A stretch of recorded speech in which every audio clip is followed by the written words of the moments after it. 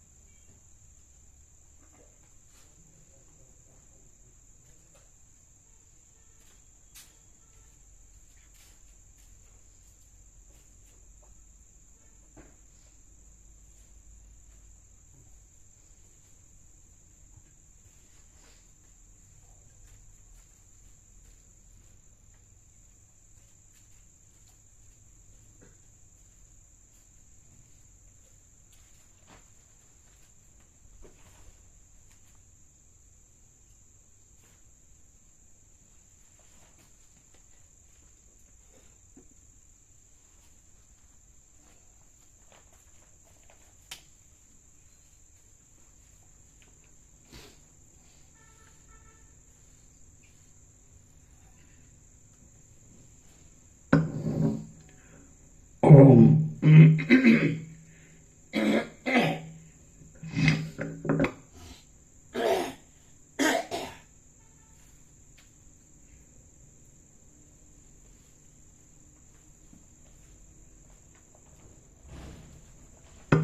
ઓમ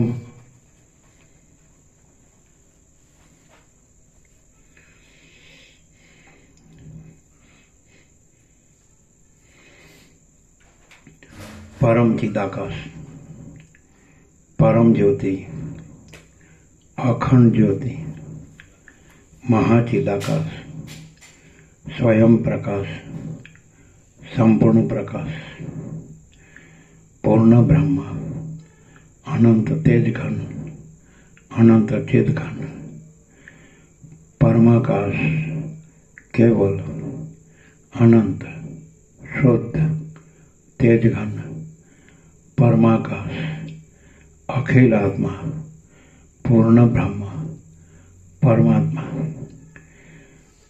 परम चिदाकाश, परम ज्योति, अखंड ज्योति, अनंत पूर्ण परम चिदाकाश, परम शांति, स्वयं सिद्ध, स्वयं प्रकाश, स्वयं पूर्ण, स्वस्वरूप, यही सब कुछ है, इसके सिवा कुछ नहीं है। शून्यभास, अनंत कोटि, महाकल्पो है ही नहीं। महाचिदाकाश, स्वयं प्रकाश, संपूर्ण प्रकाश, महाचिदाकाश ज्योति, अनंत, अखंड, अभेद, महाचिदाकाश ज्योति, महातत्व, महासामान्य, महाचिदाकाश, स्वसंवेद्य, सहज निर्विकल्प, महाचिदाकाश, परम कैवल्य, परम शांति, परम चिदाकाश, अनंत पूर्ण निरपेक्ष सत, अनंत संपूर्ण अपरिह निर्भ्रांत निरपेक्ष वशिष्ठ राम निर्वाण उत्तरार्ध राउंड 40मो राउंड।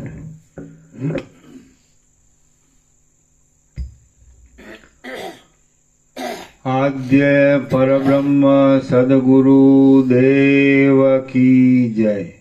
ओम श्री परमात्मने नमः। सद्ग्रंथों शिरोमणि श्री योग वासिष्ठ महारामायण निर्वाण प्रकरण उत्तरार्ध सर्ग 157 पेज नंबर 1704 पेज नंबर 1704 सर्ग 157 સિંધુ રાજાને થયેલો જ્ઞાનનો ઉદય। આ 157માં સર્ગમાં સિંધુ રાજાના જીવની તામસ તામસી જાતિ વિશે વર્ણન આવશે અને સિંધુ રાજાને રાજ્યનો ત્યાગ કરતા વિવેકનો ઉદય થવાથી મોક્ષ થયા વિશે નિરૂપણ કરવામાં આવશે। પછી સિંધુ રાજા કહેશે, હે આર્ય મંત્રી, પૂર્વજન્મમાં હું એવો દુર્બુદ્ધિવાળો અને અનાર્ય શરીરને ધારણ કરનાર કોણ હતો કે જેથી આ સંસારમાં ભટકાવનાર એવો કોઈ પૂર્વનો કુસંસ્કાર મારામાં રહી ગયો છે? મંત્રી કહેશે, હે મહારાજ, હું તમારા પૂછવાથી એ વિશે એક રહસ્ય કહું છું, જે તમે ક્ષણવાર સાવધાન થઈ સાંભળો। આશા છે કે તમે અજ્ઞાનનો નાશ કરનાર એ વચનને હૃદયમાં ધારણ કરી રાખશો। અહીં અનાદિ અનંત અવર્ણનીય અને નિર્વિકાર સત્ય તત્વ છે। તમે તથા હું ઇત્યાદિ અનેક રૂપે તે થઈ રહેલું છે। અહીં અનાદિ અનંત અવર્ણનીય અને નિર્વિકાર સત્ય તત્વ છે। તમે તથા હું ઇત્યાદિ અનેક રૂપે તે થઈ રહેલું છે અને તેને બ્રહ્મ વડે શબ્દ કહેવામાં આવે છે। તે બ્રહ્મ પોતે જ હું ચિદરૂપ છું, માટે કાંઈ મારા વિલાસને પસારું એવા સંકલ્પને પ્રાપ્ત થાય છે અને ચિત્તરૂપ બની જાય છે। પછી ઉપાધિને નહીં છોડતા તે જાણે જીવભાવને પ્રાપ્ત થઈ ગયેલ હોય તેમ રહે છે। ચિત્ત એ એક આકાશના જેવા નિર્મળ આત્માની પછી ઉપાધિને નહીં છોડતા તે જાણે જીવભાવને પ્રાપ્ત થઈ ગયેલ હોય તેમ રહે છે। ચિત્ત એ એક આકાશના જેવા નિર્મળ આત્માની ઉપાધિરૂપ છે અને તે જ આતિવાહિક દેહરૂપ છે એમ તમે સમજો। આધિભૌતિક આદિ સ્થૂળ રૂપ પણ તે જ થઈ જાય છે, બાકી કાંઈ તેનાથી આધિભૌતિક સ્થૂળ દેહ આદિ કશું જુદું નથી। આ ચિત્ત નિરાકાર છે, છતાં તે આ લોક તથા પરલોક આદિ તેમજ સ્વપ્ન આદિ રૂપે થનારા સંકલ્પો વડે જાણે સાકાર હોય તેવું થઈ રહ્યું છે અને તે સત્ય આત્મતત્વનો જ એક વિવટ છે। નિરાકાર ચિત્ત જ વિશાળ જગતના આકારે થઈ રહેલું છે એમ તત્વવેત્તાઓનું સમજવું છે। જેમ પવન તેની ચલન શક્તિ છે તેમ ચિત્ત જ જગતરૂપ છે। જેમ આકાશ અને શૂન્યતા એ બંને એકરૂપ છે, તેમ જગત અને ચિત્ત એ બંને એકરૂપ છે। નિરંકુશપણે જગતની કલ્પના કરવામાં સમર્થ આ ચિત્તમાં અને જગતમાં કશી ભિન્નતા નથી। હૃદયમાં વાસનારૂપે રહેલા જગતનો સમૂહ વસ્તુતઃ કશારૂપ નથી, છતાં તે જાણે બહાર કાંઈ દ્રશ્યરૂપે રહેલો હોય તેમ જણાય છે। બાકી તત્વદ્રષ્ટિથી જોઈએ તો જગત નિરાકાર ચિત્તરૂપ જ છે। તે જગત કાંઈ ખરી વસ્તુ નથી તેમ સમજો। પ્રથમ અવિનાશી બ્રહ્મપદમાં સાત્વિક હિરણ્યગર્ભનો સમષ્ટિ શરીર રૂપે પ્રાદુર્ભાવ થયો અને પછી વૈષ્ટિભાવને પામીને ક્રમે કરી તમારા તામસ તામસી જાતિના જીવરૂપ તે થઈ ગયો। સિંધુ રાજા કહેશે, હે મહાભાગ્યવાન મંત્રી, તમે જે તામસ તામસી કહો છો તે શું છે? તેમ પરબ્રહ્મની અંદર એ સર્વ સંજ્ઞાઓ પ્રથમ કોણે કલ્પેલી છે? મંત્રી કહેશે, જેમ અવયવ વડે યુક્ત મનુષ્યને હાથ આદિ અવયવો રહ્યા હોય છે, તેમ નિરઅવયવ આત્મા માયા વડે હિરણ્યગર્ભ રૂપે થઈ જાય છે। મંત્રી કહેશે, જેમ અવયવ વડે યુક્ત મનુષ્યને હાથ આદિ અવયવો રહ્યા હોય છે, તેમ નિરઅવયવ આત્મા માયા વડે હિરણ્યગર્ભ રૂપે થઈ જાય છે। ત્યારે તેની પોતાની અંદર જુદી જુદી સંજ્ઞાઓની કલ્પના કરી લે છે. સમષ્ટિ રૂપે એ હિરણ્યગર્ભ આત્મારૂપ છે અને તે પોતાની વ્યષ્ટિ જીવોમાં જુદી જુદી સંજ્ઞાઓને કલ્પે છે. તે પોતાના આતિવાહિક સૂક્ષ્મ સમષ્ટિ દેહને આધિભૌતિક સ્થૂળ રૂપે બનાવે છે અને તેની અંદર પૃથ્વી આદિ સંજ્ઞાઓને ધારણ કરે છે. આ જગતનો ભાસ એક સ્વપ્નના જેવો છે અને તેની અંદર તે પોતે જ સંકલ્પ રૂપ બની જાય છે. તેમજ પોતે જ જુદી જુદી સંજ્ઞાઓ રૂપ થઈ જઈ તે વડે વ્યવહાર કરે છે. તેમાં પ્રથમ તમારા ઉદ્દેશથી કૌંસમાં તમને વ્યષ્ટિ જીવ રૂપે કલ્પવામાં હિરણ્યગર્ભના સંકલ્પમાં આ જીવ મહાતામસ જાતિનો છે એવું સ્ફુરણ ઉઠ્યું.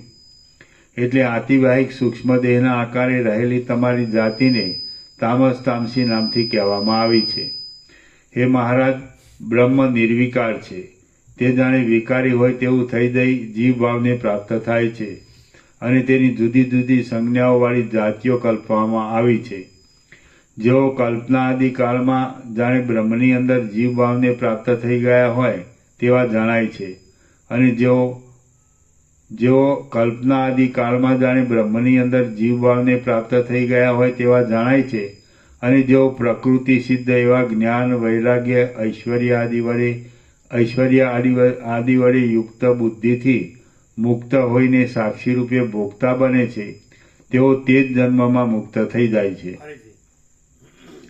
જેઓ કલ્પના આદિ કાળમાં જાણે બ્રહ્મની અંદર જીવ ભાવને પ્રાપ્ત થઈ ગયા હોય તેવા જણાય છે અને જેઓ પ્રકૃતિ સિદ્ધ એવા જ્ઞાન વૈરાગ્ય ઐશ્વર્ય આદિ વડે યુક્ત બુદ્ધિથી મુક્ત હોઈને સાક્ષી રૂપે ભોગતા બને છે તેઓ તે જ જન્મમાં મુક્ત થઈ જાય છે અને તેમની જાતિ સાત્વિકી કહેવાય છે. જેવા કે સનક આદિક. હે માનને આપનાર મહારાજા, જેઓ અમુક મુદત સુધી સંસારના હેતુરૂપે રહેલા અજ્ઞાનના અસ્તિત્વને લીધે તેટલો સમય સંસારમાં રહે છે અને પછી તે જ જન્મની અંદર જ્ઞાન ઐશ્વર્ય આદિ ઉત્તમ ગુણો વડે યુક્ત થઈ જઈ તે જ જન્મમાં મુક્ત થઈ જાય છે. તેમની કેવળ સાત્વિકી જાતિ કહેવાય છે. આમ જાતિને ઓળખનારાઓમાં પણ શ્રેષ્ઠ એવા ડાયા પુરુષોનું કહેવું છે. જે જાતિ કલ્પના આદિ સમયમાં નવીન રૂપે પ્રગટ થાય છે અને અનેક જન્મો વ્યતીત થયા બાદ ભોગ તથા મોક્ષ એ બંનેને ક્રમપૂર્વક ભોગવે છે તે જાતિને ઓળખનારા સત્પુરુષો રાજસી કહે છે. હે માનદ મહારાજ, જે જાતિ 5-10 જન્મો વ્યતીત થયા બાદ એક કલ્પમાં વિવેકાદી ઉત્તમ ગુણોથી રહિત હોય અને જે અનેક જન્મ પરંપરા ભોગવ્યા બાદ ઉત્તમ ગુણોને પ્રાપ્ત થાય તે જાતિ કેવળ રાજસી કહેવાય છે. જે જાતિ કલ્પના આરંભથી માંડીને અનેક કીટ જાતિમાં, સ્થાવર જાતિમાં અને ભીલ ઇત્યાદિ જાતિમાં ભટક્યા કરે છે અને પછી ઘણા લાંબા સમયે મોક્ષને પ્રાપ્ત થાય છે તે જાતિને ઓળખનારા સત્પુરુષો તામસી જાતિ કહે છે. જે જાતિ સામાન્યપણે અનેક જન્મોને પ્રાપ્ત થયા બાદ મોક્ષને પ્રાપ્ત થાય છે તે જાતિને ઓળખનારા પુરુષો કેવળ તામસી જાતિ કહે છે. આ ક્રમ વડે જાતિઓના અનેક પ્રકારના ભેદોની કલ્પના છે. તેમાંથી હે માન આપનાર મહારાજ, તમે તામસી જાતિમાં ઉત્પન્ન થયા છો. હે વીર રાજા, તમારા અનેક જન્મો વ્યતીત થઈ ગયા છે અને તે જન્મો વિવિધ તથા વિચિત્ર છે. તે સર્વને હું જાણું છું પણ તમે જાણતા નથી. તેમાં પણ વિશેષે કરીને તમારું આ મહાશબનું શરીર અનંત આકાશમાં ગતિ કરનારું હતું. તે વડે તમારો ઘણો લાંબો કાળ વૃથા વીત્યો છે. આમ જ્યારે તમે તામસી જાતિ વડે ઉત્પન્ન થયા છો ત્યારે આ સંસારરૂપી ખાડામાંથી તમારો મોક્ષ થવો દુર્લભ લાગે છે. સિંધુ રાજા કહે છે, હે આર્ય મંત્રી, અધમ એવી એ તામસી જાતિ કયા ઉપાયથી જીતાય? તમે તે મને કહો.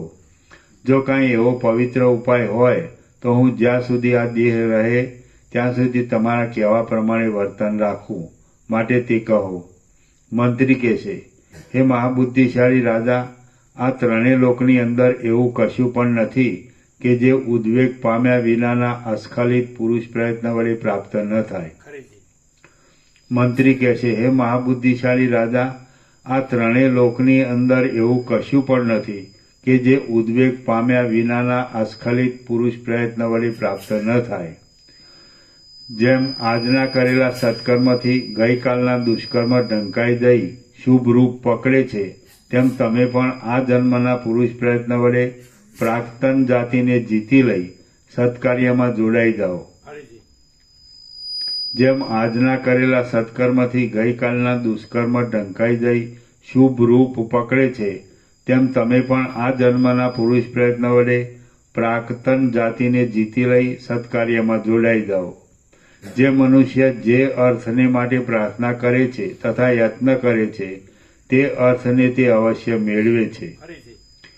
જે મનુષ્ય જે અર્થને માટે પ્રાર્થના કરે છે તથા યત્ન કરે છે તે અર્થને તે અવશ્ય મેળવે છે, સિવાય કે વચમાં થાકી જઈને તે પોતાનો પુરુષાર્થ મૂકી દે. સિવાય કે વચમાં થાકી જઈને તે પોતાનો પુરુષાર્થ મૂકી દે. પુરુષ જેવો પ્રયત્ન કરે છે, નિરંતર તન્મય થઈ જઈ જેવી ભાવના કરે છે અને જેવો થવાને પોતે ઈચ્છા રાખે છે તેવો તે થાય છે, આ વાત અન્યથા નથી. પુરુષ જેવો પ્રયત્ન કરે છે, નિરંતર તન્મય થઈ જઈ જેવી ભાવના કરે છે અને જેવો થવાને પોતે ઈચ્છા રાખે છે તેવો તે થાય છે, આ વાત અન્યથા નથી. મુનિ બોલ્યા, હે વ્યાદ, સિંધુ રાજાની મંત્રી ઉપર પ્રમાણે કહેશે એટલે તે રાજા રાજ્યભારને છોડી રહેલી પોતાની બુદ્ધિથી ત્યાં તે જ સમયે પ્રસિદ્ધ રીતે સર્વ રાજ્યને છોડી દેશે. પછી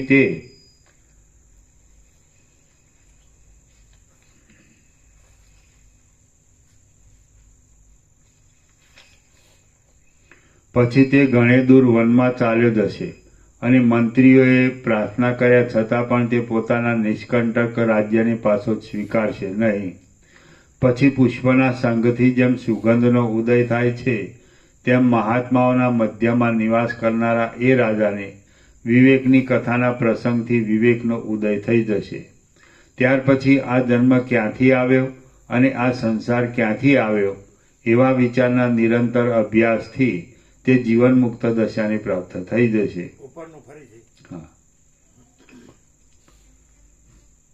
પછી પુષ્પના સંઘથી જેમ સુગંધનો ઉદય થાય છે, તેમ મહાત્માઓના મધ્યમાં નિવાસ કરનારા એ રાજાને વિવેકની કથાના પ્રસંગથી વિવેકનો ઉદય થઈ જશે. ત્યાર પછી આ જન્મ ક્યાંથી આવ્યો અને આ સંસાર ક્યાંથી આવ્યો એવા વિચારના નિરંતર અભ્યાસથી તે જીવન મુક્ત દશાને પ્રાપ્ત થઈ જશે.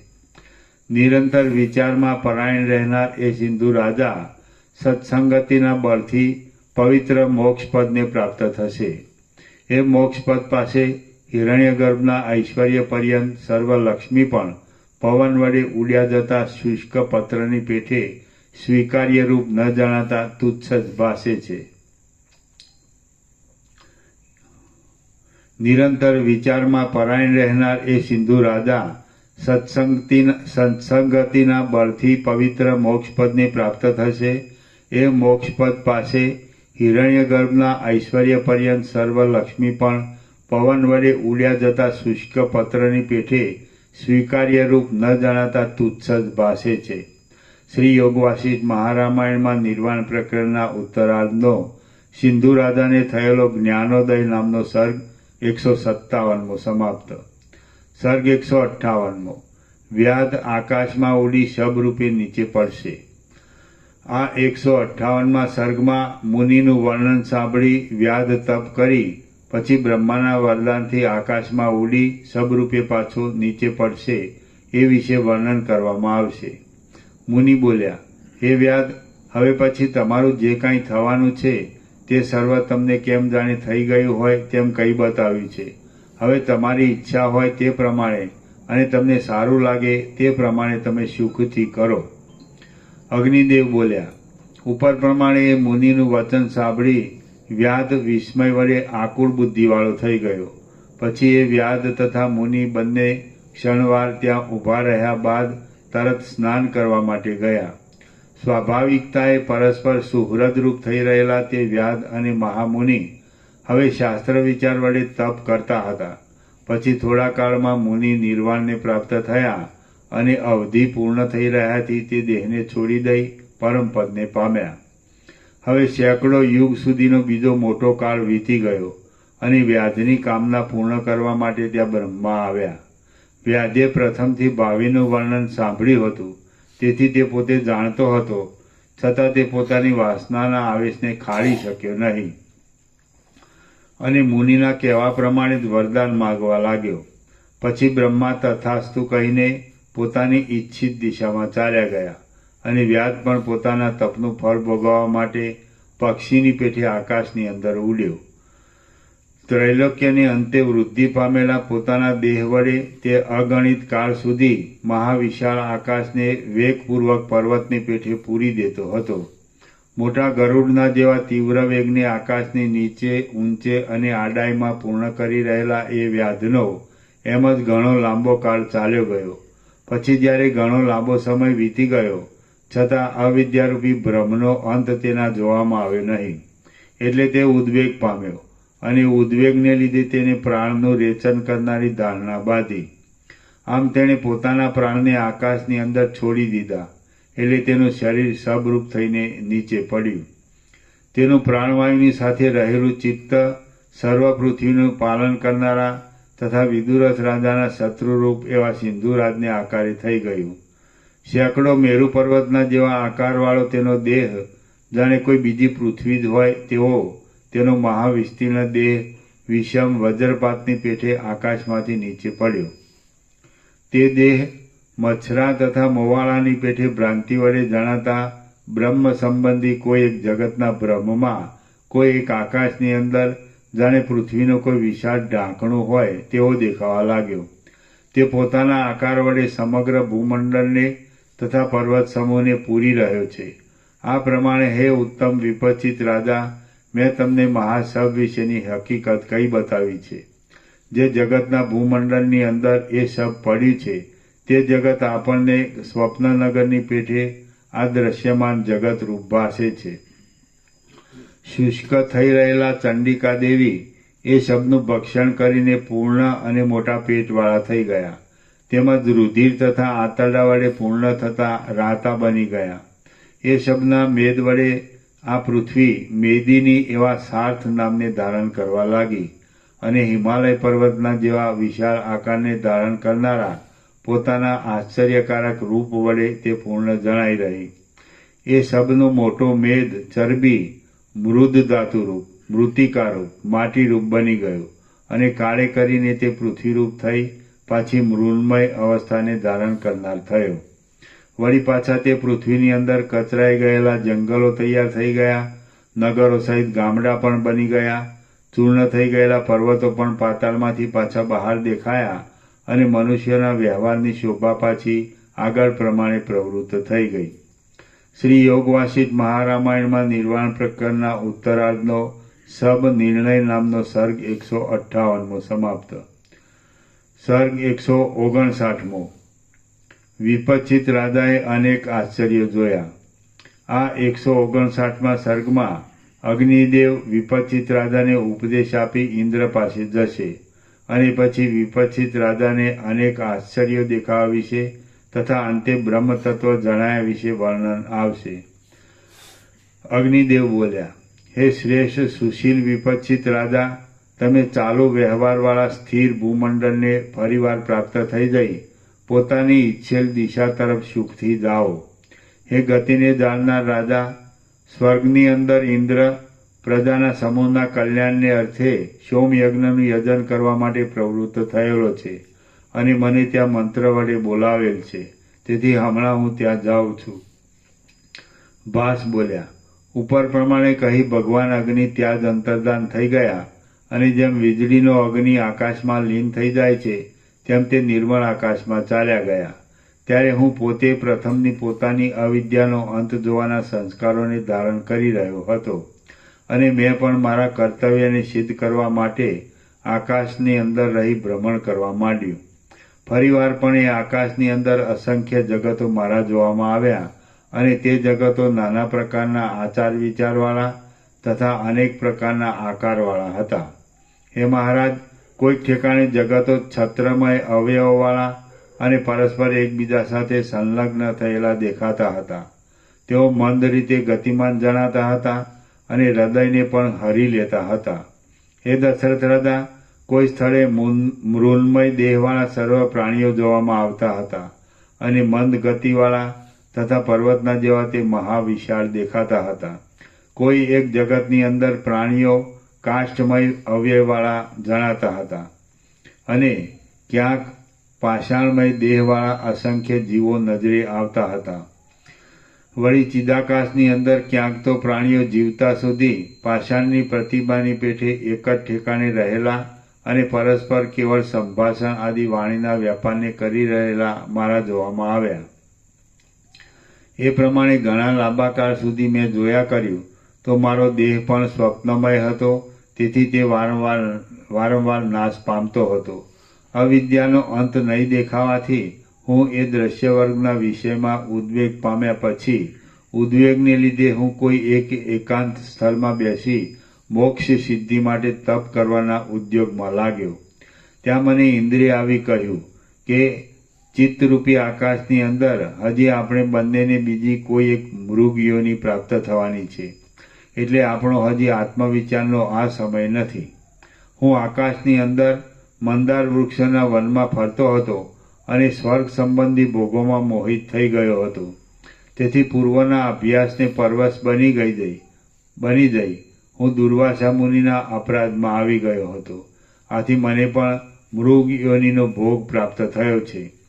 આ પ્રમાણે જ્યારે ઇન્દ્રે મને કહ્યું ત્યારે હું ઇન્દ્રને કહેવા લાગ્યો કે હે મહારાજ, હું આ સંસારથી બહુ ખેદ પામ્યો છું, માટે હવે હું તરત તેમાંથી મુક્ત થાઉં એવો કાંઈ ઉપાય બતાવો.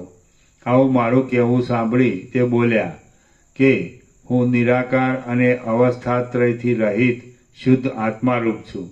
હું નિરાકાર અને અવસ્થાત્રયથી રહિત શુદ્ધ આત્મારૂપ છું એવું તત્વજ્ઞાન થવાથી તરત જ મુક્તિ મળે છે. હું નિરાકાર અને અવસ્થાત્રયથી રહિત શુદ્ધ આત્મારૂપ છું એવું તત્વજ્ઞાન થવાથી તરતમાં જ મુક્તિ મળે છે. હું નિરાકાર અને અવસ્થાત્રયથી રહિત શુદ્ધ આત્મારૂપ છું એવું તત્વજ્ઞાન થવાથી તરતમાં મુક્તિ મળે છે. આ વાત તમે વ્યાદ તથા મુનિના સંવાદના પ્રસંગમાં અગ્નિ દ્વારા સાંભળેલી પણ છે, માટે તમે કાંઈ બીજું જ વરદાન મારી પાસે માગો. ઇન્દ્રે આ પ્રમાણે કહ્યું એટલે તેના કહેવા ઉપરથી મેં મૃગ યોનિ આવ્યા પછી મારું શું થશે તે જાણવારૂપી વરદાન તેની પાસે માગ્યું. ઇન્દ્ર બોલ્યા, તમારું પોતાનું આત્મચૈતન્ય જ મૃગ યોનિની અંદર ઘણા કાળથી ગમન કરવા ઈચ્છે છે. તમારા સંબંધમાં આ બાબત અવશ્ય થવાની છે. મેં એ દિવ્ય દ્રષ્ટિથી જાણી લીધું છે. તમે મૃગરૂપ થઈને દશરથ રાજાની તે મહાપવિત્ર સભામાં જશો એટલે તેમાં મેં તેમને હમણાં કહેલું જ્ઞાન અડચણ વિના પ્રગટ થઈ જશે. તમે ભવાટમીમાં અનેક જન્મોમાં ભટકવાથી આર્ત થઈ રહ્યા છો. તમે ભવાટમીમાં અનેક જન્મોમાં ભટકવાથી આર્ત થઈ રહ્યા હશો અને હરિણની યોનિમાં હશો. પછી વશિષ્ઠજીની કૃપા વડે તમને તમારા નિષ્ફળ સર્વ વૃત્તાંતનું સંપૂર્ણ રીતે સ્મરણ થશે. એ સર્વ સ્વપ્નના બ્રહ્મની પેઠે પોતાના સર્વ સંકલ્પો વડે ખડા થઈ ગયેલા સંકલ્પનગરની પેઠે અને પરલોકના અર્થના અનુભવને બતાવનાર કથામાં વર્ણવેલા અર્થની પેઠે આભાસરૂપ હશે. જ્યારે તમે મૃગભાવથી રહિત થઈ જઈ પુરુષરૂપ થઈ જશો ત્યારે તમારા જ્ઞાનાગ્નિ વડે તમારો મૃગદેહ બળી જશે અને તમને હૃદયમાં રહેલા આત્મતત્વનું સ્ફુરણ થશે. આમ તમને આત્મજ્ઞાનનું સ્ફુરણ થશે એટલે ઘણા કાળથી રૂઢ થઈ રહેલી અવિદ્યા નામની ભ્રાંતિને મૂકી દઈ તમે ચપળતાથી રહિત થયેલા શાંત પવનની પેઠે મુક્ત થઈ જશો. ઇન્દ્રે આ પ્રમાણે કહ્યું. ત્યાર પછી આ વનની અંદર હું આ હરિણી છું એવા નિશ્ચયવાળી પ્રતિભાનો તરત મારામાં ઉદય થયો. તે દિવસથી માંડીને હું ઉત્તમ પર્વતમાં મંદારવનના કોઈ એક અંદરના ખૂણામાં તૃણ અને દુર્વાઓના અંકુરોનું ભક્ષણ કરનાર હરિણ રૂપ થઈ રહ્યો. હે દશરથ રાજા, પછી કોઈ એક દિવસે કોઈ સીમાના અંતમાં રહેનાર સામંતને મૃગયા માટે આવેલા જોઈને ભયભીત બની ગયો અને હું પલાયન કરી ગયો. હે રાઘવ, પરંતુ મને પકડાવી લઈને તે મને પોતાને ઘેર લઈ ગયો અને 3 દિવસ સુધી ત્યાં રાખ્યા પછી તેણે અહીં આપની હજુરમાં ક્રીડા માટે મોકલાવ્યો છે. હે નિષ્પાપ મહારાજ, સંસારમાં પ્રસિદ્ધ ઇન્દ્રજાળની માયા જેવો અને નાના પ્રકારના આશ્ચર્યો તથા રસો વડે યુક્ત એવો આ સર્વો મારો વૃત્તાંત મેં આપને કહી સંભળાવ્યો છે. શાખા પ્રશાખા આદિના વિસ્તારવાળી આ અવિદ્યા અનંત છે અને તે આત્મજ્ઞાન સિવાય બીજા કશા ઉપાય વડે શાંત થતી નથી. વાલ્મીકી બોલ્યા, જ્યારે વિપચિત રાજા ઉપર પ્રમાણે કહી ક્ષણવાર મૌનને ધારણ કરી રહ્યા, ત્યારે ઉત્તમ બુદ્ધિવાળા શ્રી રામચંદ્રજીએ તેને નીચે પ્રમાણે કહ્યું. રામ બોલ્યા, હે મહારાજ, આ મૃગ બીજા કોઈના સંકલ્પરૂપ છે. હવે તે જો આપણા જોવામાં આવ્યો તો પછી પોતે સંકલ્પ નહીં કરનાર પુરુષ પણ બીજાની સંકલ્પ સૃષ્ટિમાં રહેલી વસ્તુને પોતાના આત્મામાં દેખી શકે એવો સમર્થ સિદ્ધ થાય છે. રામ બોલ્યા, હે મહારાજ, આ મૃગ બીજા કોઈના સંકલ્પરૂપ છે. હવે તે જો આપણા જોવામાં આવ્યો તો પછી પોતે સંકલ્પ નહીં કરનાર પુરુષ પણ બીજાની સંકલ્પ સૃષ્ટિમાં રહેલી વસ્તુને પોતાના આત્મામાં દેખી શકે એવો સમર્થ સિદ્ધ થાય છે. તો આ વાત કેમ ઘટી શકે તે તમે મને કહો. વિપચ્છિત રાજા બોલ્યો, જે જગતની અંદર પૃથ્વી ઉપર એ મહાશબ પડ્યું હતું તે પૃથ્વી ઉપર ઇન્દ્ર પ્રથમ પોતાના કરેલા યજ્ઞના ગર્વથી અંધની પેઠે મદમાં ચાલ્યો જતો હતો. તેણે દુર્વાસા મુનિને ઓળખ્યા નહીં. તેથી આ કોઈ શબ પડેલું છે એમ સમજી તેણે તો ધ્યાનાવસ્થિત દુર્વાસા મુનિને અપમાનપૂર્વક પોતાના પગની લાત મારી. આથી તે ઋષિએ ક્રોધ પામીને તેને આ શાપ આપ્યો. અલ્યા ઇન્દ્ર, આ પૃથ્વી તલની અંદર તમે અંધની પેઠે ચાલીને મારું અપમાન કર્યું છે, એટલે એ પૃથ્વી તલને મહાઘોર અને બ્રહ્માંડના જેવું મહાવિશાળ શબ થોડા સમય બાદ પૂર્ણ કરી નાખશે. વળી તમે મને શબ સમજીને મારું અપમાન કર્યું, એટલે તમે હમણાં તરતમાં જ મારા શાપના પ્રભાવથી પાછા તે જ પૃથ્વીમાં જન્મ લેશો. આમ એ દુર્વાસા મુનિએ ઇન્દ્રને શાપ આપ્યો, એટલે ઇન્દ્ર પણ વિપચ્છિત રાજાની સાથે મૃગપણું પામ્યો. વળી વિપચ્છિત રાજાના મનઃકલ્પિત મૃગપણાની પેઠે તે મૃગપણું પણ બીજાઓને સત્યરૂપે પ્રતીતિમાં આવે તેવો ઋષિએ શાપ દીધો હતો. તેથી તે ઇન્દ્રના શાપની કથાથી તથા મુનિના વાક્યના પ્રભાવથી જ વિપચ્છિત રાજાનો મૃગભાવ સંકલ્પમય છતાં તમારા દેખવામાં આવ્યો. બાકી વાસ્તવિક દ્રષ્ટિથી જોઈએ તો એક વ્યાવહારિક સત્તાવાળું જગત સત્ય છે અને બીજું પ્રાતિભાષિક સત્તાવાળું અસત્ય છે એમ કહી શકાતું નથી. કેમ કે બંનેની પ્રતિભા એક સમાન રૂપે ઉદય પામે છે. તેમાં કોનું સત્યપણું અને કોનું અસત્યપણું કહી શકાય તેમ છે.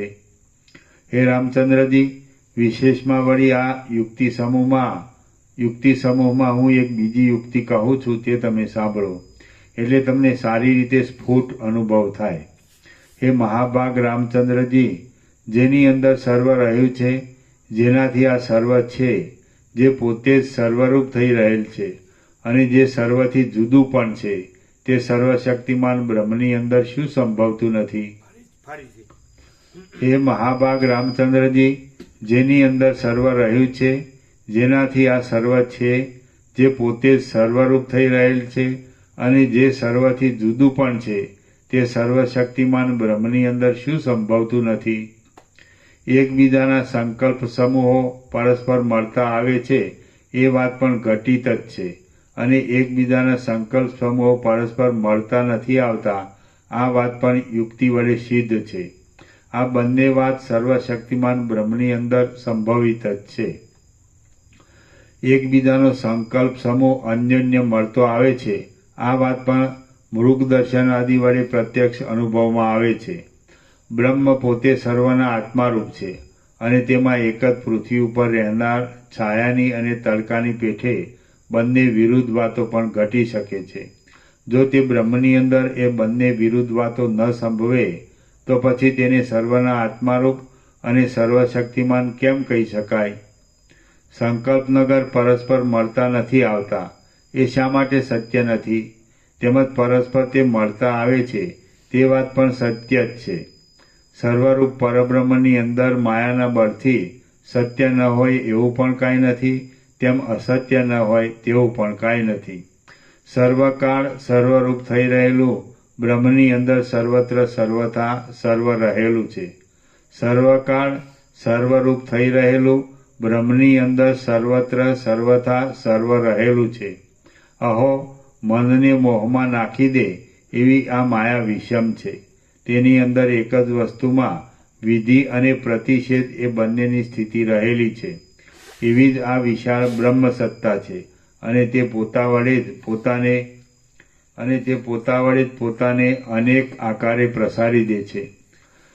વળી તે બ્રહ્મ સત્તા વડે જ આ અવિદ્યા અનાદિ અને આદિ અનુભવમાં આવે છે. જો કદાચિત આ ત્રણેય લોક ચિદાકાશના જ એક વિલાસરૂપ ન હોય તો મહાપ્રલયમાં નષ્ટ થઈ ગયેલા પદાર્થોની પાછી અનાયાસે સૃષ્ટિ કેમ ઉત્પન્ન થઈ જાય? અને અગ્નિની, વાયુની તથા પૃથ્વીની સત્તા પાછી કેમ ખડી થઈ જાય? માટે સ્વભાવરૂપ ચિદાકાશના વિવર્ત વિના બીજું કશું પણ જગતનું સ્વરૂપ નથી. શાસ્ત્રો જ્ઞાનબળથી ઠેઠ મહાપ્રલય પર્વતની સર્વ હકીકત જ્ઞાનબળથી ઠેઠ મહાપ્રલય પર્યંતની સર્વ હકીકત કહી દેનાર વિદ્વાનોના અનુભવો અને લોકના પ્રસિદ્ધ દ્રષ્ટાંતો એ સર્વ જેમને પોતાના અજ્ઞાનને લીધે પ્રમાણરૂપ નથી તેવા નિંદાપાત્ર અવિવેકીઓ સાથે સત્પુરુષોને ભાષણ કરવાની પણ કાંઈ જરૂર નથી. માટે સ્વભાવરૂપ ચિદાકાશના વિલાસ વિવર્ત વિના બીજું કશું પણ જગતનું સ્વરૂપ નથી. શાસ્ત્રો જ્ઞાનબળથી ઠેઠ મહાપ્રલય પર્યંતની સર્વ હકીકત કહી દેનાર વિદ્વાનોના અનુભવો અને લોકના પ્રસિદ્ધ દ્રષ્ટાંતો એ સર્વ જેમને પોતાના અજ્ઞાનને લીધે પ્રમાણરૂપ નથી તેવા નિંદાપાત્ર અવિવેકીઓ સાથે સત્પુરુષોને ભાષણ કરવાની પણ કાંઈ જરૂર નથી. આ સર્વને ચિદાકાશના વિલાસ રૂપે જોઈએ તો ક્ષણ માત્રમાં તે પ્રમાણરૂપ થઈ જાય છે. બાકી બીજી સામાન્ય દ્રષ્ટિથી જોતા તેમાં કશો સાર જણાતો નથી. માટે જ્ઞાન દ્રષ્ટિ વડે જે સિદ્ધ થાય તે જ સારરૂપ છે એવું વિદ્વાનોનું સમજવું છે. જેમ પવનની શોભા ચલન શક્તિને લીધે ચપળ રૂપે પ્રતીતિમાં આવે છે તેમ શુદ્ધ જ્ઞાન સ્વરૂપ બ્રહ્મ સત્તા જ પોતાની ચિત્ત સત્તા વડે સ્ફૂર્તિને પ્રાપ્ત થતા જગત રૂપે પ્રતીતિમાં આવે છે. વસ્તુતઃ જોતા અહીં કશાનો નાશ પણ થતો નથી અને કશું ઉત્પન્ન પણ થતું નથી. હું નાશને પ્રાપ્ત થયો અને અમુક વસ્તુ હજી વિદ્યમાન છે એવી એક સંકલ્પરૂપ પ્રતિભા ઉદય પામે છે, પણ તે વસ્તુતઃ ચિદરૂપ જ છે. જો મરણને અત્યંત નાશરૂપ દ્રશ્યના અત્યંત અભાવવાળી સ્થિતિરૂપ માનીએ તો તે એક નિદ્રાના સુખ જેવું છે. જો મરણને અત્યંત નાશરૂપ દ્રશ્યના અત્યંત અભાવવાળી સ્થિતિરૂપ માનીએ તો તે એક નિદ્રાના સુખ જેવું છે. કદાચિત એમ માનીએ કે મરી જવું એટલે એક શરીરનો વિયોગ થતાં વળી પાછા બીજા શરીરની પ્રાપ્તિ થઈ ફરી પાછા દ્રશ્યનો અનુભવ થવો, તો પછી એ પણ એક પુનર્જીવન જેવું છે. કદાચિત એમ માનીએ કે મરી જવું એટલે એક શરીરનો વિયોગ થતાં વળી પાછા બીજા શરીરની પ્રાપ્તિ થઈ ફરીવાર પાછો દ્રશ્યનો અનુભવ થવો, તો પછી એ પણ એક પુનર્જીવન જેવું જ છે. માટે આ ચિદાકાશની અંદર મરણ પણ નથી અને જીવિત પણ નથી. એક એવા ચિદાકાશના વિલાસની અંદર એ બંને વસ્તુ રહેલી પણ છે અને રહેલી નથી એમ પણ છે. જો એ બંનેને જીવિત મરણને સંકલ્પ વડે કલ્પી લેવામાં આવે તો એ બંને છે, અને જો નિસંકલ્પ દશામાં રહેવાય તો એ બંને નથી. જો એ બંનેને જીવિત મરણને સંકલ્પ વડે કલ્પી લેવામાં આવે તો એ બંને છે, અને જો નિસંકલ્પ દશામાં રહેવાય તો એ બંને નથી. જો દ્રઢ નિશ્ચય વડે એક જ તત્વને માનવામાં આવે તો તે તેવું અનુભવાય છે. માટે દ્વૈતના સત્યાસત્યપણા વિશે સાક્ષી રૂપે નિર્ણય કરનાર સાક્ષીનું સદાકાળ અસ્તિત્વ જ છે. માટે દ્વૈતના જો દ્રઢ નિશ્ચય વડે એક જ તત્વને માનવામાં આવે તો તે તેવું અનુભવાય છે. જો દ્રઢ નિશ્ચય વડે એક જ તત્વને માનવામાં આવે તો તે તેવું અનુભવાય છે. માટે દ્વૈતના સત્યાસત્યપણા વિશે સાક્ષી રૂપે નિર્ણય કરનાર સાક્ષીનું સદાકાળ અસ્તિત્વ જ છે. ચિદાત્મા સિવાય બીજું કયું સુખાત્મક જીવન છે તે તમે કહો. તે ચિદાત્મા અક્ષય હોવાથી પરમ પુરુષાર્થ રૂપ છે. માટે ક્યાં કોને દુઃખ છે? જ્યાં વાચ્ય અને વાચક એ બંને ચિદાકાશ રૂપ જ છે અને ચિદાકાશથી તે અભિન્ન તથા ભિન્ન એમ બંને પ્રકારે રહેલ છે, ત્યાં એકતાની અને દ્વૈતની ભ્રાંતિ ક્યાં રહી? જેમ જળની અંદર આવર્ત આદિ રહેલા છે તેમજ પરમાત્માની અંદર શરીર આદિની સ્થિતિ છે. આ સર્વ ચિદાકાશની સત્તાનો જ એક વિલાસ છે. કારણથી ભિન્ન ન હોવાને લીધે તે ચિદાકાશ રૂપ છે અને ચિદાકાશના એક વિવર્ત રૂપ છે. વળી અવ્યગ્રતાથી જોઈએ તો જગત પોતાના દ્રશ્ય સ્થૂળ રૂપથી રહિત ચિદાકાશ રૂપ જ છે. આશ્ચર્યની વાત છે કે ઘટ આકારને ધારણ કરનારું અસ્થિર દ્રવ્ય નિરાકાર ચિદાકાશની અંદર સ્થૂળ રૂપે રહેલું છે. જેમ ભૂતકાળમાં દેખાતો વિષય પછીથી પ્રતીત્યના પાત્રરૂપ થતો નથી, તેમજ વર્તમાન કાળના અનુભવનો વિષય પણ વસ્તુતઃ જોતા છે નહીં. જેમ ભૂતકાળમાં દેખાતો વિષય પછીથી પ્રતીતિના પાત્રરૂપ થતો નથી, તેમજ વર્તમાન કાળના અનુભવનો વિષય પણ વસ્તુતઃ જોતા છે નહીં. વર્તમાન કાળના અનુભવમાં આવતું આ ચિદાકાશ શૂન્ય તુલ્ય છે અને તે જ દ્રશ્યરૂપી પિશાચના આકારે પ્રતીતિમાં આવે છે એમ તમે સમજો. જેવું આ દ્રશ્યમાન આકાશ છે તેવું જે ચિદાકાશ પણ છે. જ્યારે એ ચિદાકાશને જ આકાશરૂપ સમજવામાં આવે છે ત્યારે એ પણ આકાશ જેવું શૂન્ય જ પ્રતીતિમાં આવે છે. આ નીચેના પ્રદેશમાં પૃથ્વી રહી છે.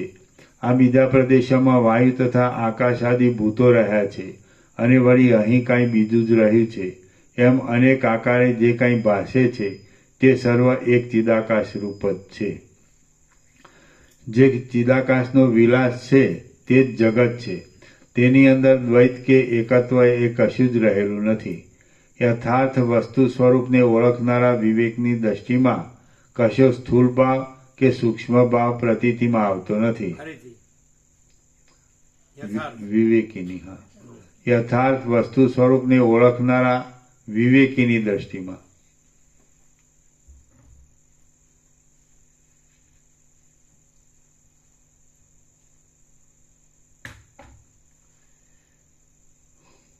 યથાર્થ વસ્તુ સ્વરૂપને ઓળખનારા વિવેકીની દ્રષ્ટિમાં કશો સ્થૂળ ભાવ કે સૂક્ષ્મ ભાવ પ્રતીતિમાં આવતો નથી, પરંતુ સર્વદ્રશ્ય નિરાકાર ચિદરૂપ જણાય છે.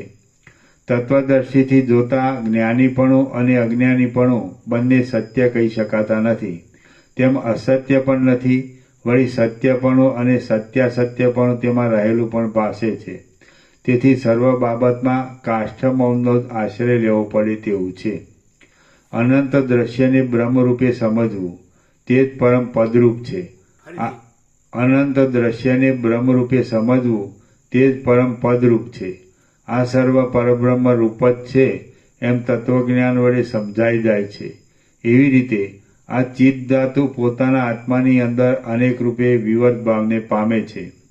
એ ચિદાકાશનો જે કાંઈ આ વિવર્ત છે તે જ જગતનું નિર્બાધ સ્વરૂપ છે. મરી ગયેલા જીવો અસંખ્ય છે અને તેમના સૃષ્ટિ આદિ વિકારો પણ એક એક આંગળીથી ગણતા અસંખ્ય છે. તે પરસ્પર અદ્રશ્ય અને અમૂર્ત છે. અન્યોન્ય સિદ્ધ રૂપે રહેલા અને ઉત્તરોત્તર સૂક્ષ્મ એવા પૃથ્વી આદિ લોકો પોતાના સ્વરૂપને પ્રાપ્ત થઈને બ્રહ્મની અંદર રહેલા છે. તેઓ પરસ્પર ઓતપ્રોત જેવા જ છે, તો પણ પરસ્પરની સ્થિતિને દેખતા નથી. વસ્તુતઃ જોતા આ દ્રશ્યની શોભા ચિદાકાશ રૂપ જ છે, કેમ કે તેનું સ્વરૂપ ચિદાકાશથી જુદું જણાતું નથી. તેનો દ્રષ્ટા પણ ચિદાત્મા વિના બીજો કોઈ નથી. સ્વપ્નની પેઠે તેનો દ્રષ્ટા પોતાનો આત્મા જ છે. એ દ્રશ્યનું વાસ્તવ સ્વરૂપ ઓળખવામાં આવે તો તે યથાસ્થિતપણે રહ્યા છતાં વસ્તુતઃ જોતા આ દ્રશ્યની શોભા ચિદાકાશ રૂપ જ છે, કેમ કે તેનું સ્વરૂપ ચિદાકાશથી જુદું જણાતું નથી. તેનો દ્રષ્ટા પણ ચિદાત્મા વિના બીજો કોઈ નથી. સ્વપ્નની પેઠે તેનો દ્રષ્ટા પોતાનો આત્મા જ છે. એ દ્રશ્યનું વાસ્તવ સ્વરૂપ ઓળખવામાં આવે તો તે યથાસ્થિતપણે રહ્યા છતાં ચિદાકાશરૂપ, શાંત અને પ્રભાત સમયના અંધકારના જેવું બાધિત અને આભાસરૂપ ભાસે છે. એ દ્રશ્યનું વાસ્તવ સ્વરૂપ ઓળખવામાં આવે તો તે યથાસ્થિતપણે રહ્યા છતાં ચિદાકાશરૂપ, શાંત અને પ્રભાત સમયના અંધકારના જેવું બાધિત અને આભાસરૂપ ભાસે છે. આ જગતનો સમૂહ સત્ય હો કિંવા અસત્ય હો, પરંતુ જ્ઞાન વડે તેનું સ્વરૂપ ઓળખવામાં આવે છે એટલે તે સર્વ વિશેષ ભાવથી રહિત બ્રહ્મરૂપ જણાય છે અને તે યથાસ્થિત રહ્યા છતાં પણ શમી જાય છે. જેમ સમુદ્રની અંદર તરંગમાં ઉછળતા જળબિંદુઓનો ક્ષણવારમાં સમાગમ અને ક્ષણવારમાં વિયોગ થતો રહે છે, તેમજ બ્રહ્મરૂપ મહાસાગરની અંદર સ્ફુરી રહેલા ચિદંશરૂપ જીવોનો પણ પરસ્પર ક્ષણવારમાં સમાગમ અને ક્ષણવારમાં વિયોગ થતો રહે છે. સૃષ્ટિની શોભા સ્વપ્નની પેઠે પ્રતીતિમાં આવે છે અને સૃષ્ટિના આદિકાળમાં તે ચિદાકાશરૂપ છે. માટે આ સર્વ શાંત બ્રહ્મરૂપ છે એ વાત યથાર્થ જ છે. મેં અનંત વૈભવવાળા જગતો જોયા, વળી મેં કાર્યો તથા તેના પરિણામોના વિલાસો પણ અનુભવ્યા, અને હું ઘણા યુગો સુધી દશે દિશાઓમાં ભટક્યો, કેમ કે જ્ઞાન થયા વિના દ્રશ્યનો દોષ પૂર્ણ રીતે નાશ પામતો નથી. કેમ કે જ્ઞાન થયા વિના દ્રશ્યનો દોષ પૂર્ણ રીતે નાશ પામતો નથી. શ્રી યોગવાસિષ્ઠ મહારામાયણમાં નિર્વાણ પ્રકરણના ઉત્તરાર્ધનો વિપચિત રાજાએ અનેક આશ્ચર્ય જોયા નામનો સર્ગ 159મો સમાપ્ત. સર્ગ 160મો ભાસની જીવન મુક્તિ અને અવિદ્યાનું વર્ણન. આ 160મા સર્ગમાં સાયંકાળે સભાનું વિસર્જન, પાછું વળતા દિવસે સભાનું ભરાવું, ભાસની જીવન મુક્તિ અને અવિદ્યા એ વિશે વર્ણન કરાશે. વાલ્મીકી બોલ્યા, વિપચિત રાજા ઉપર પ્રમાણે કહેતો હતો તેટલામાં સૂર્યનારાયણ જાણે તેના વૃત્તાંતને જોવા માટે જતા હોય તેમ પોતાના ઘણે છેટે સુધી પ્રસરેલા કિરણરૂપી ચરણ વડે લોકાંતરમાં ચાલ્યા ગયા. ત્યાં દિશાઓને પૂરી દેનારો સાયંકાળના દુદુંબીનો નાદ જાણે પ્રસન્ન થયેલી દિશાઓએ કરેલો જય જયકારનો શબ્દ હોય તેમ ઉત્પન્ન થયો. દશરથ રાજા વિપચિત રાજાને માટે ઘર, સ્ત્રી, ધન આદિ રાજયોગ્ય વૈભવની વ્યવસ્થા કરી સભામાંથી ઉઠ્યા. પછી દશરથ રાજા રામચંદ્રજી અને વશિષ્ઠજી આદિ પરસ્પર આજ્ઞા લઈને તથા ક્રમવાર પૂજન કરીને પોતપોતાને ઘેર ચાલ્યા ગયા. સ્નાન તથા ભોજન કરી રાત્રિને ગાળી તેઓ પ્રભાત સમયે પાછા આવ્યા અને પાછી પ્રથમ પ્રમાણે યોગ્ય રચના વડે સભા પૂર્ણ ભરાઈ ગઈ. પછી ચંદ્રમાં જેમ અમૃત સ્ત્રવે છે તેમ આનંદને સ્ત્રવતા વચનો બોલતા વશિષ્ઠ મુનિએ ક્રમથી પ્રસ્તુત કથા કહેવાનો આરંભ કર્યો. હે મહારાજા, આ અવિદ્યા વસ્તુતઃ જોતા છે જ નહીં અને સાવ અસત્ય હોવા છતાં જાણે સત્ય હોય તેવી થઈ રહી છે. વિપચિત રાજાને એવા પ્રબળ દીર્ઘ પ્રયત્ન વડે પણ એ અવિદ્યાનો અંત મળ્યો નહીં. એવી રીતે આ અવિદ્યા તેનું ખરું સ્વરૂપ ન ઓળખાયાથી દેશકાળ વડે અનંત ભાસે છે, અને જો તેનું વાસ્તવ સ્વરૂપ ઓળખવામાં આવે તો ઝાંઝવાના જળની નદીઓ પેઠે સાવ છે જ નહીં. હે મહાબુદ્ધિશાળી, એવી રીતે આ અવિદ્યા તેનું ખરું સ્વરૂપ ન ઓળખાયાથી દેશકાળ વડે અનંત ભાસે છે, અને જો તેનું વાસ્તવ સ્વરૂપ ઓળખવામાં આવે તો ઝાંઝવાના જળની નદીઓ પેઠે તે સાવ છે જ નહીં. હે મહાબુદ્ધિશાળી, એવી રીતે આ ભાસરૂપી વિપચિત રાજાનું વીતેલું વૃત્તાંત તેના મંત્રીઓએ જોયું હતું અને તમે પણ અહીં પોતે નજરે જોયું છે. હવે પછી કહેવાતી કથાઓ વડે તે તત્વ સ્વરૂપને ઓળખી લેશે અને અવિદ્યાની શાંતિ થઈ જતાં તે તમારી પેઠે જીવન મુક્ત થઈ જશે. બ્રહ્મે પોતાના સ્વરૂપની અંદર પોતાની સત્તા વડે આરોપિત રૂપે અવિદ્યાને ધારણ કરી રાખેલી છે. બ્રહ્મે પોતાના સ્વરૂપની અંદર પોતાની સત્તા વડે આરોપિત રૂપે અવિદ્યાને ધારણ કરી રાખેલી છે. આથી ભ્રમ વડે એ અવિદ્યાનું રૂપ અસત્ય છતાં સત્ય જેવું જણાય છે. જ્યારે આ અવિદ્યા બ્રહ્મરૂપ છે અને બીજા કશા રૂપ નથી, ત્યારે સિદ્ધ થાય છે કે તે અજ્ઞાનને લીધે દેખાય છે અને તેનું યથાર્થ સ્વરૂપ ઓળખાતા તે બ્રહ્મથી જુદી જણાતી નથી. એ પ્રમાણે આ અવિદ્યા અનંત છે, અનેક પ્રકારની શાખા પ્રશાખા આદિના વિસ્તાર વડે સુશોભિત છે, જડ છે, હૃદયને મનોહર જણાય તેવી છે, આસક્તિ ઉત્પન્ન કરનાર છે અને મોહરૂપી વસંતની એક મંજરીના જેવી છે. તે અંદર સાવ શૂન્ય છે અને મોહ મમત્વ આદિ ગ્રંથિવાળી છે. તે ઉપરથી જોતા કોમળ દેખાય છે, પણ અનુભવ સમયે સુખ દુઃખ આદિ કાંટાઓ રૂપી સુશોભિત અંકુરવાળી જણાય છે. તે વનના વાસમાં ઉત્પન્ન થયેલી લતાની પેઠે જડ છે, રસમય છે અને લાંબી છે.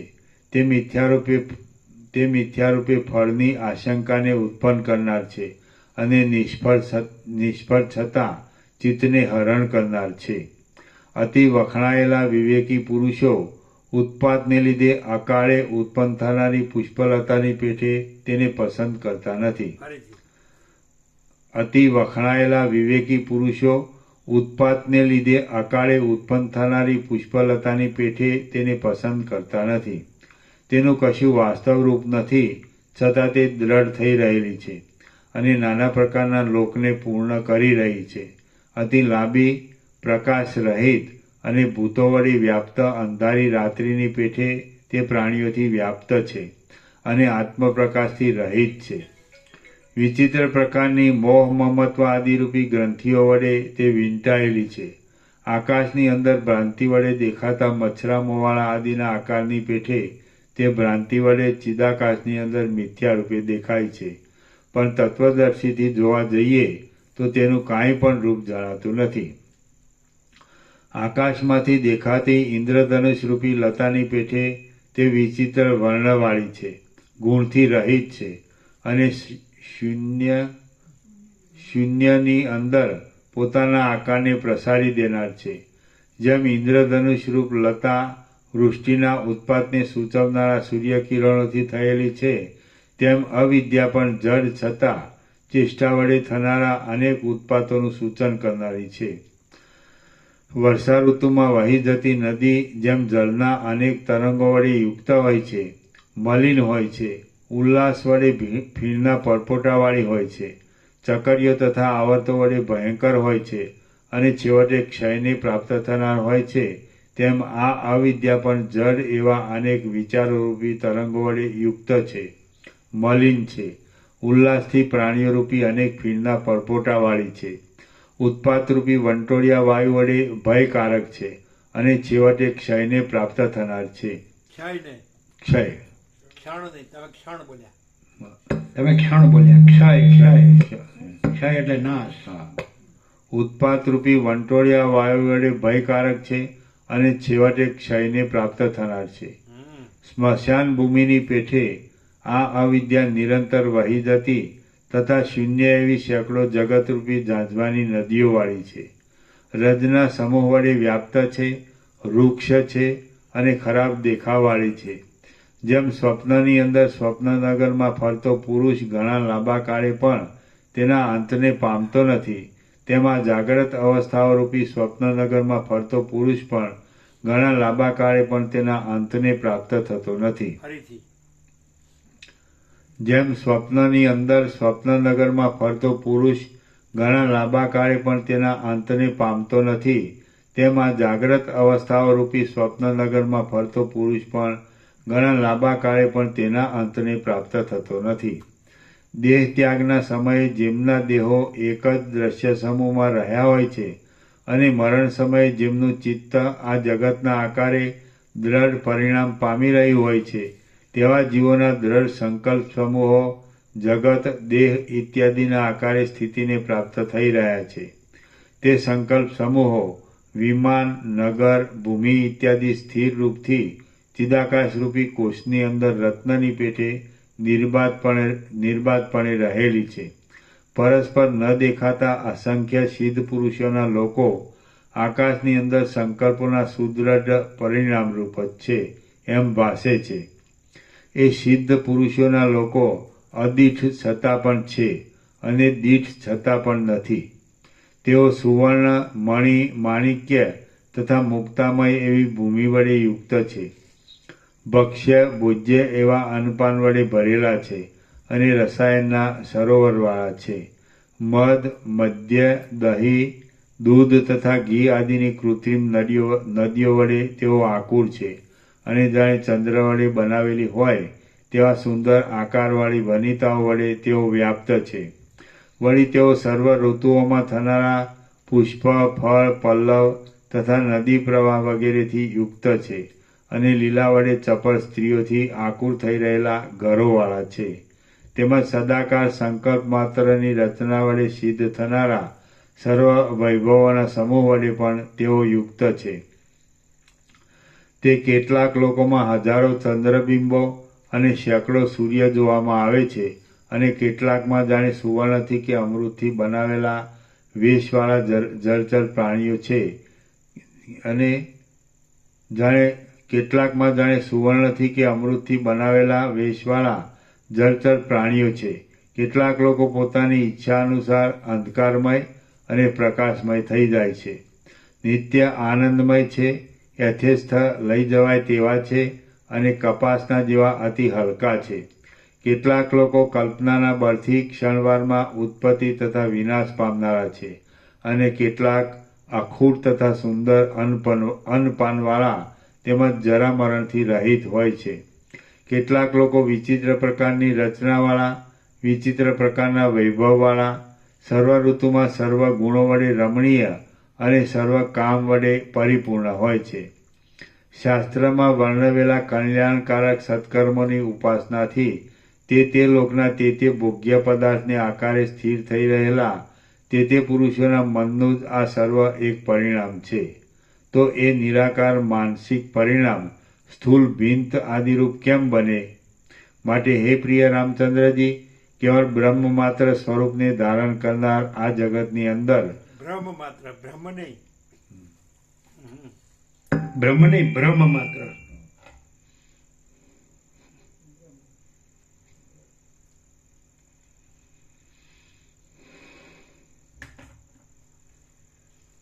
માટે હે પ્રિય રામચંદ્રજી, કેવળ બ્રહ્મ માત્ર સ્વરૂપને ધારણ કરનાર આ જગતની અંદર બ્રહ્મ સત્તા સિવાય બીજું કશું પણ સંભવતું જ નથી.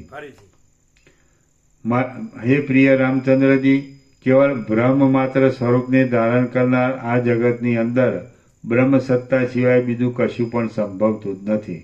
બ્રહ્મ માત્ર. જો કંઈ બીજું હોય તો તે કેવા સ્વરૂપનું છે તે તમે જ કહો. સૃષ્ટિના આરંભકાળમાં સૃષ્ટિનું કશું આદિ કારણ જ નથી, તો કારણના અભાવને લીધે જ આ જગત કેવું હોય? અનંત જગતો જેવા પ્રકારે ચિદાકાશની અંદર કલ્પવામાં આવે છે તેવા પ્રકારે તે બ્રહ્મને વિશે ભાષે છે. આમાં શું આશ્ચર્ય છે તે તમે કહો.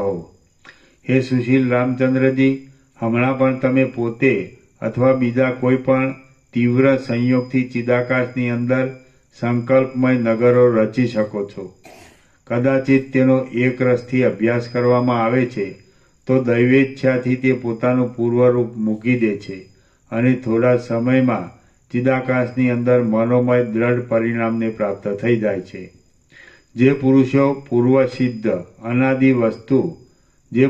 પૂર્વસિદ્ધ વસ્તુ અને પોતાના કર્મ આદિ વડે કલ્પિત વસ્તુ એ બંને સત્ય છે એમ દ્રઢ સંકલ્પ વડે સ્વીકારી લે છે, તે પુરુષો જેમ યજ્ઞ આદિ કરનાર પુરુષને જેમ યજ્ઞ આદિ કરનાર પુરુષને અવશ્ય સ્વર્ગ આદિની પ્રાપ્તિ થાય છે, તેમ ક્રમે કરી બંનેની પ્રાપ્ત થાય છે. વળી જેની બુદ્ધિ એક વિષયમાં સત્યતા માનનાર હોય છે, તે એકને જ પ્રાપ્ત થાય છે.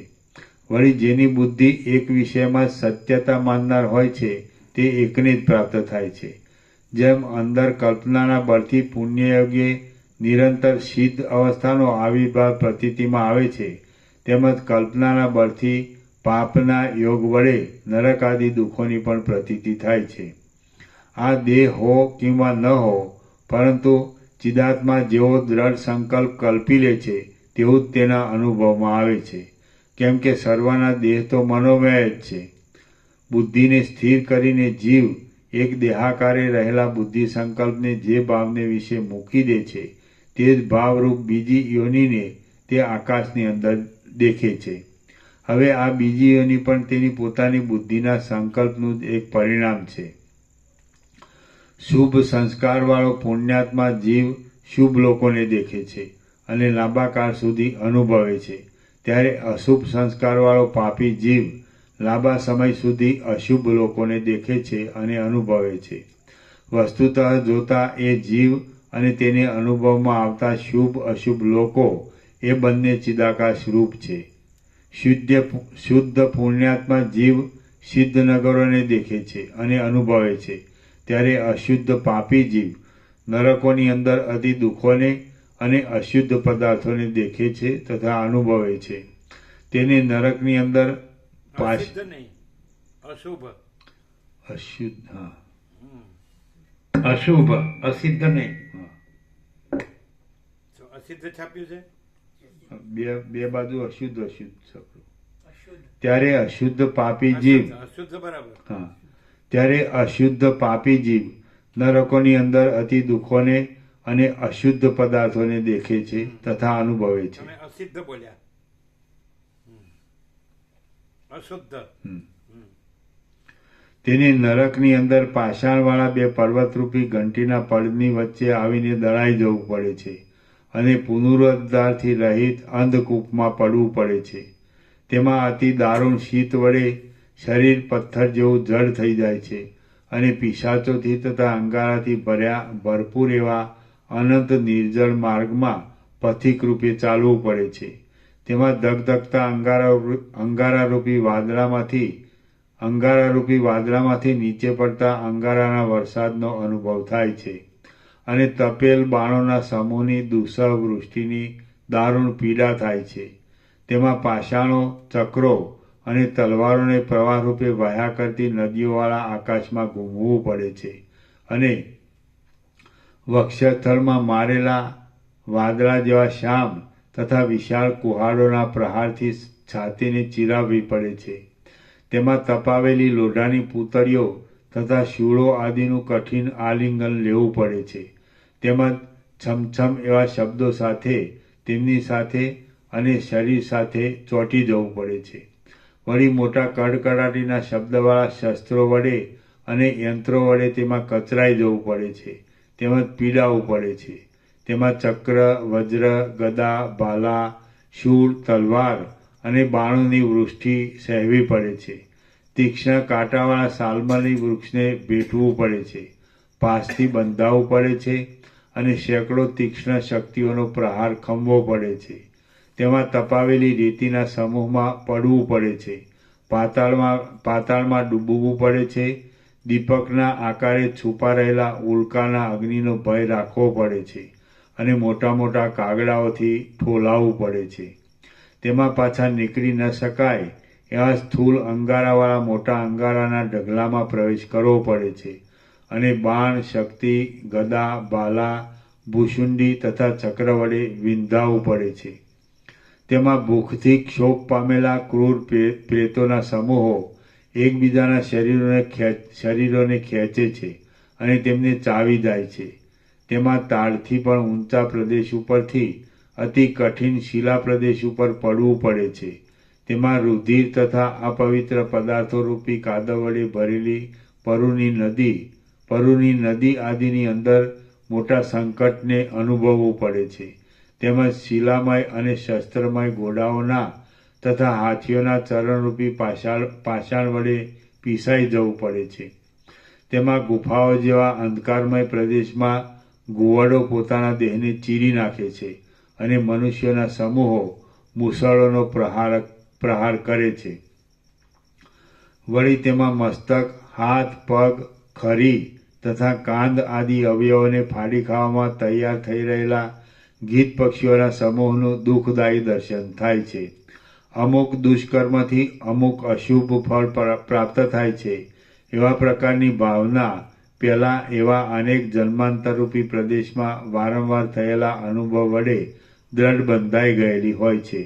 એ ભાવનાને લીધે પોતાનો આત્મા જ તે નરકના આકારે વિસ્તારને પ્રાપ્ત થઈ જાય છે અને તે ફળરૂપે નિર્વિવાદપણે પોતાના સ્વરૂપને દેખે છે. જે કોઈ ચિદાત્મા કે દેહ ઇત્યાદિ કોઈ પણ વખતે ચિત્તરૂપ આકાશની અંદર ભાસે છે અથવા તો જે નથી ભાસતું અથવા જે અપૂર્વ ભાસે છે તે સર્વ ભ્રાંતિરૂપ કલ્પનાને લીધે ભાસવાથી મનોમય છે. ફરીથી જે કોઈ ચિદાત્મા કે દેહ ઇત્યાદિ કોઈ પણ વખતે ચિત્તરૂપ આકાશની અંદર ભાસે છે અથવા તો જે નથી ભાસતું અથવા જે અપૂર્વ ભાસે છે તે સર્વ ભ્રાંતિરૂપ કલ્પનાને લીધે ભાસવાથી મનોમય છે. છતાં પણ તે ઘણા લાંબા સમયથી અનુભવેલા દ્રશ્ય પ્રપંચમાંથી સ્વેચ્છા વડે જ કોઈ કાળે પ્રચલિત થાય છે. શ્રી યોગ વાસિષ્ઠ મહારામાયણમાં લાસ્ટ ફરીથી છેલ્લું છતાં પણ તે ઘણા લાંબા સમયથી અનુભવેલા દ્રશ્ય પ્રપંચમાંથી સ્વેચ્છા વડે જ કોઈ કાળે પ્રચલિત થાય છે. સ્વેચ્છા વડે જ કોઈ કાળે પ્રચલિત થાય છે. શ્રી યોગ વાસિષ્ઠ મહારામાયણમાં નિર્વાણ પ્રકરણના ઉત્તરાર્ધનો ભાસની જીવન મુક્તિ અને અવિદ્યાનું વર્ણન નામનો સર્ગ 160મો સમાપ્ત. 1615 1615 ઓમ ઓમ ઓમ. પ્રસાદ આપી દો. સ્વેચ્છા એ છે ને સ્વેચ્છા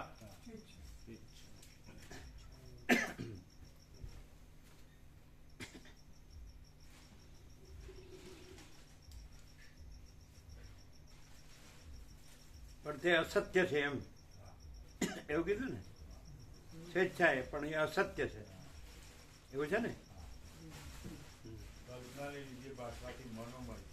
એટલે અસત્ય ભ્રાંતિ માત્ર ભ્રમ.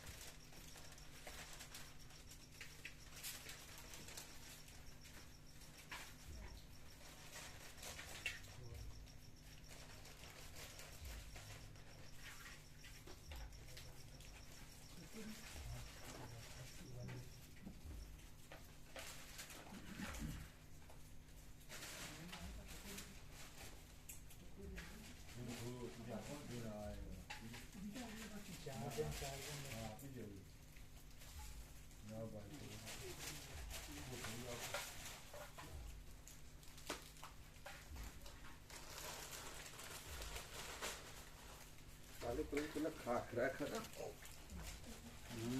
ખાખરા સ્કૂલના બાળક પ્રભુ દર્શન માટે આવવાનું કહેતા 9 વાગે બાજુ સ્કૂલ છે ને ખાખરા એના લગભગ 40-50 વિદ્યાર્થી છે.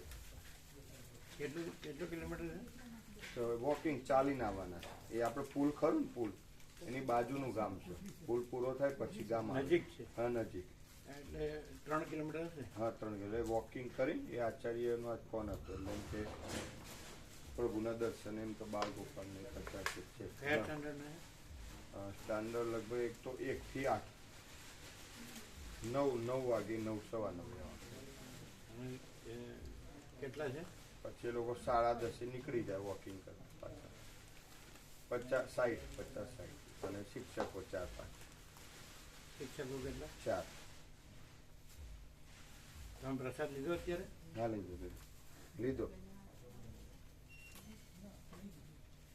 સવારે તમે છો? હા હું છું ને.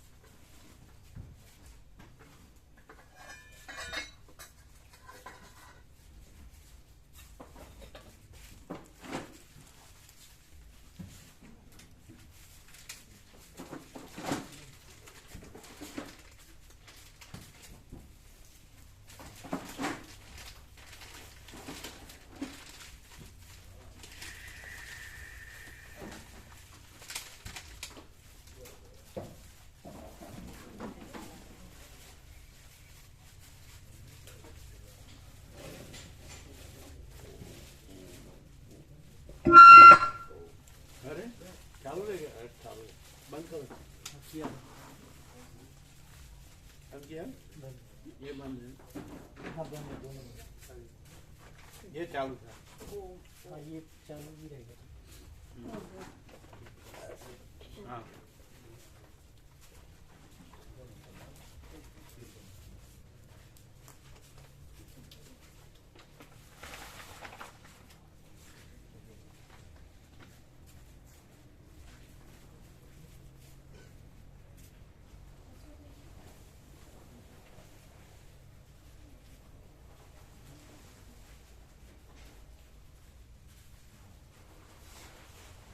फिर हाथ धोना साबुन से